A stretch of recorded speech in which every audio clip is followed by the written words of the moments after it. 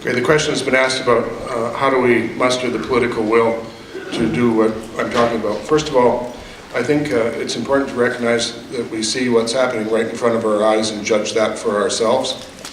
A recent RBC, Canadian Water Attitude Survey, revealed that 1 out of 10 Canadians has had direct experience with a extreme weather event, and that 20% of Canadians know people who have suffered in those sorts of circumstances. It's become more and more apparent to many people who are seeing it with their own eyes that things are changing, and I think we need to attend to that, and a constituency needs to grow around that realization. I have to say, for the first time, you're beginning to see a recognition in the media and also in places that you never expected before that climate change is happening. The recent report announced this week in the United States definitely declares the climate effects on our economy. So I think there is movement occurring, but now I think we really need to push that movement along. All right, if I were producing a movie on the Great Lakes, the story, it's a good question, I thought. First of all, I have to say that you've had some very, very serious problems historically with the Great Lakes. And, you know, and I don't have to tell any of you here about that in the mid-1960s, Lake Erie was essentially declared dead. What happened as a result of that was a massive organization and collaboration between every level of government, federally, provincially, municipally, regionally, and a whole range of other interests to tackle the problem through reduction of point source pollution. And what I think is really positive about that is that it worked. And it shows that that kind of cooperation and collaboration can generate successful results, even with some of the thorniest and most difficult of all environmental problems. What's happened now is, a generation later, we find Lake Erie and three other Great Lakes at least severely impacted and in deteriorating states. And what needs to be done is we need to bring that collaborative spirit back into existence and tackle the problem similarly, but we must move far more quickly than we are now. I have a tremendous fear right now of, for example, I think Lake Erie is becoming, in the words of one of my colleagues, Ralph Pentland, one of the largest unsupervised experiments in recombinant chemistry we've ever experienced. And if we're going to solve those problems and problems that are like it across the country, particularly related to eutrophication, such as in Lake Winnipeg, we have to reassemble and re-energize those collaborative efforts, and I think it can be done. I think, however, now we're going to see, if I were to make the final remarks in that film, it would be this, that what you do here has to be applied elsewhere. It's symbolic, because we now have 246 lakes across Canada that have exhibited eutrophication, but also with microsystem toxins in them. And this suggests to us a larger problem that has really been exacerbated by climate effects, mobilizing a lot of these substances and moving them into our water courses. So I would say three things. One, you did it once, you need to do it again, and you need to do it for all of us. I wonder if you can enlarge on what you mean by enlist nature's help. Tell us what the strategies would be. Well, by enlisting nature's help, what I meant is that we have to rely on and cultivate the assistance that we can get from intact aquatic ecosystems and larger ecosystems. We have to reverse the impacts of soil and land degradation. We have to manage forests in a different way, and we have to use all of natural capacity that we have to help us become resilient to these climate effects. And oftentimes what I find, particularly where I live in the West, is that is given limited potential influence, and it's largely, we focus on hard engineering without recognizing that we can not only help make us be more resilient, but make where we live a better place to live by managing and thinking seriously about the values of this. And I know that there will be presentations subsequent to mine that will clarify that for you much more clearly. Can you make some comments on this faith in fracking we're hearing all about?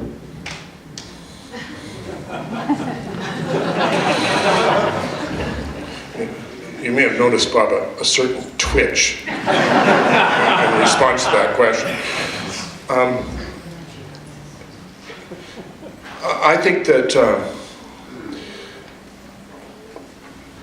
the fracking issue is going to be the battleground upon which our future is going to be fought.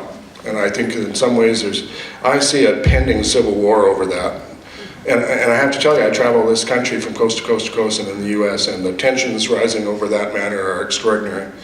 And the part of the problem is that we've got into this in many places without having proper groundwater mapping. And without proper groundwater mapping in the initial case as a baseline, when things go sideways and farmers end up with gases in their drinking water, there's no way of proving it. And the way the laws work, for example, in Alberta, a farmer has that problem, has to hire a hydrologist and make that case and prove it. And I think what the fear is here is that while fracking has been done on a localized basis for 60 years, it's never been done on this scale. And I have never talked to any credible source who's been able to tell me what the long-term impacts are. But knowing what I know about water, I think there's a very, very serious threat there. Bob, thank you so much for that really entertaining talk. I want to get to the heart of the tension that you created in the first and the second halves of your talk. So in the first half, you set up this, what you asserted is the way that the vast majority of the public, and I would include in that many of the decision makers on this continent and elsewhere, get their understanding about science. And you unpacked it and showed that it was, drastically flawed in ways that most people don't appreciate.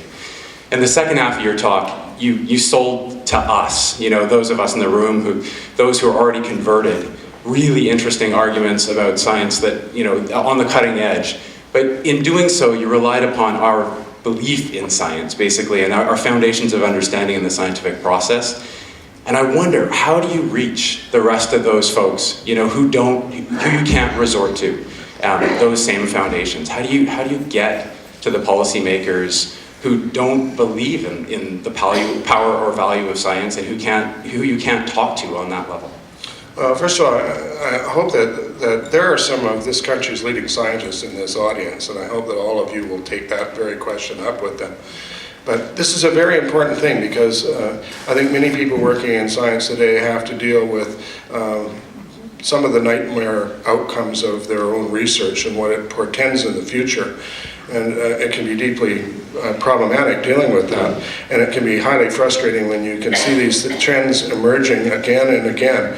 Like, how many UN IPCC reviews do we need before we believe them? But the most hope I have, and we had a long discussion in the car here yesterday about hope, and it was a thunderous thing, because I believe that if you're working in water, it behooves you to have hope and to share that. But one of the things that I have arrived at with respect to that is perhaps what some of you have too. I really believe that science, because of its method, its way of inverting everything that we know about the world, answer and re-answer questions, I think in the end that science, we have to rely on it being the best evidence. And over time it will hopefully triumph in making sense of the world. I have no other means other than that faith, and to continue to rely on it, believe in it, and share it. And I'm hoping that over time will be enough to inform those who derive their values and their positions from others. Having lived in China for a number of years and seeing the colossal amounts of pollution, right up here in the middle here. Yeah, I see, okay. The colossal amounts of pollution, I lost some of my optimism for what the actions we can take will actually do for the environment. Comments on the international scene? I've spent a lot of time in China too, and I think if anybody wants to have a vision of the world, they ought to go there and see that, and see if that's what we want to have to manage our way through to get to some sort of, or any sort of meaningful level of sustainability. I think it's important to go to places like that for three reasons. First of all, to see what they're putting up with. When I was there, you probably had the same kind of, anybody who's been to China has had one of these stories. I was in a place where 660,000 hectares of land had suddenly subsided a full meter from groundwater overdraft. I mean, that's a lot of area. And you see things that you just kind of go, and cities that are lit up at night because you can't really see during the day because of the atmospheric conditions. So part one is to see that. Part two is to see the effect that that's having on the rest of the world. I work in the Rocky Mountains a lot on glacial features and glacial research, and we have noted that toxaphene and other agricultural chemicals, some of which are probably carcinogenic, come over on atmosphere and weather systems from China, and they're deposited in our glaciers. And when the glaciers melt, they make the most pristine lakes in our national parks such that you can't eat the fish. So and the three is, that's the direction that we're going. Thank you for a wonderful presentation, Bob. The Muskoka Heritage or Watershed Council and the District of Muskoka and all the other people that are involved here have worked for many years to raise awareness of many things that you're talking about, but we're so tiny on such a global scale. And basically, how even here can we prepare or get the governments to prepare for what we know is a major problem and going to get worse? I think the answer to how I would answer your question was answered by that opening film. I think it's really important to get your own house in order first, and to be able to observe what hydroclimatic changes are occurring here, what adaptive strategies that you might make, and also to understand where you stand on these matters and how those changes will affect you in the future. I really believe that one of the things that leads to hopelessness is helplessness, where you don't feel that there's anything you can do.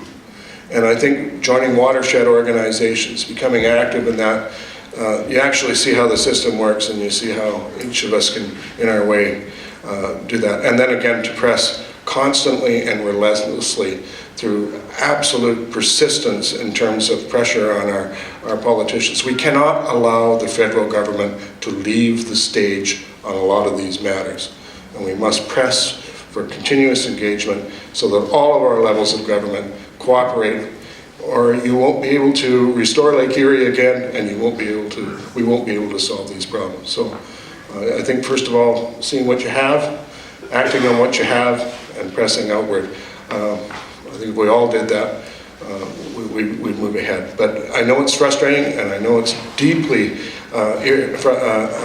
troubling sometimes to feel that there's such a small number of people doing this, but sometimes a small number of people can achieve tremendous ends if we work together, and I think that's what this summit's about.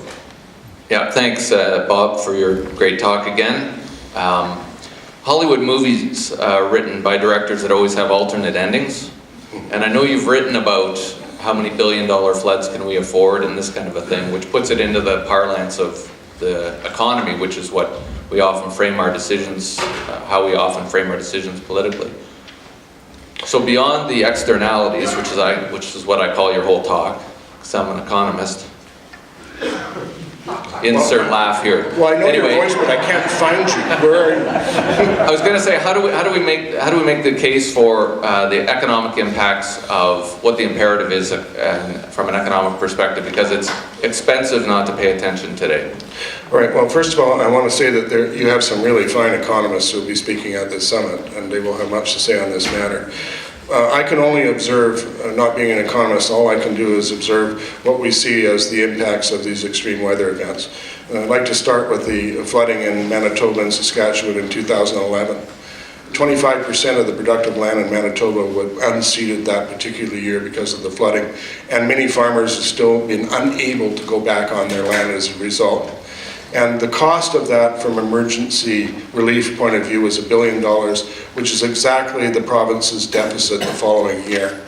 And what we have put forward is that we know that the number of spring flooding events in that region is increasing, and if this continues to happen, it's going to have an ongoing deleterious impact on the economic viability of that province, and it's going to affect the prosperity of Manitobans. So it's very important to take these matters seriously, to take issues related to drainage, issues related to landscape change, issues related to hydroclimatic change seriously, because your prosperity depends on it. You look at a situation like Alberta, it's generally held that it was about $3 billion in insured losses. I wish to point out that in these circumstances, uninsured losses are often 8 to 10 times higher than insured liabilities. So we're beginning to see that this is the type of thing that puts governments into very serious situations. And it's very interesting because government liability is very different than insurance. And insurance should pay into a pool, and when the inevitable happens, the pool pays those who have been affected by the damage. With governments, what you have to do is borrow to get through the crisis, and then deal with the financial and economic issues later. And if your economy is already on the line or on the margin in deficit, this can push you over. And we're seeing this in places like Greece, we're seeing this elsewhere in the world, where the economic impacts of this can be absolutely devastating and actually take prosperous places and change the character economically of whole regions, affect food production, food prices, and a whole range of things. So what I'm saying here is that the economic influence of this, I think we have reached a point now where we can no longer afford to do nothing, and we can no longer afford to ignore it. So thank you very much, all of you.